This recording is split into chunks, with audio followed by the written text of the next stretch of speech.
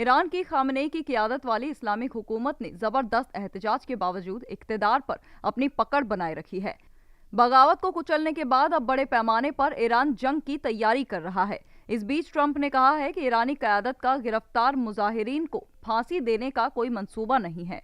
इन मुजाहिरों के बाद ईरानी क़यादत सहम गई है और उसने एक भयानक आखिरी लड़ाई की तैयारी शुरू कर दी है।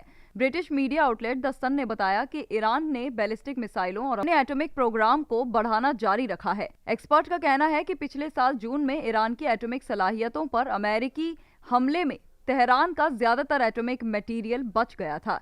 एक एनरिचमेंट यूरेनियम लगभग आधा टन है। रिपोर्ट के मुताबिक ईरान आगे चलकर इजराइल पर 2000 मिसाइलों से हमला करने का मंसूबा बना रहा है, जो पिछले जून को 12 रोजा जंग को भी छोटा कर देगा। जून में हुए हवाई हमलों के दौरान ईरान ने लगभग 550 बैलिस्टिक मिसाइलें और 1000 से ज्यादा किलर ड्रोन लॉन्च किए थे, जिन्होंने इजराइल में भारी नुकसान पहुंचाया था। ईरान से आने वाले 10% से ज्यादा रॉकेट इजराइल के एयर डिफेंस शील्ड को भेदने में कामयाब रहे थे, जिसके चलते हजारों इजरायलियों को शेल्टर में छिपना पड़ा था।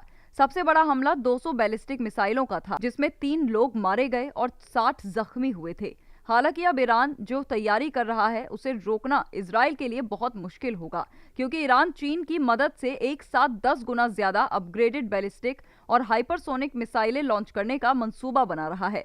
ईरान के बार बार एटॉमिक प्रोग्राम पर बातचीत में शामिल होने से इनकार करने के बाद तीसरे आलमी जंग का डर बढ़ रहा है।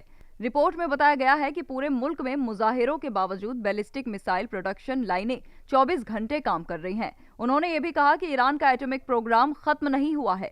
ईरान के पास कम से कम 400 किलोग्राम यूरेनियम है, जो 60% तक एनरिच है। अगर 90% तक एनरिच किया जाए तो 10 परमाणु बम बनाने के लिए काफी होगा।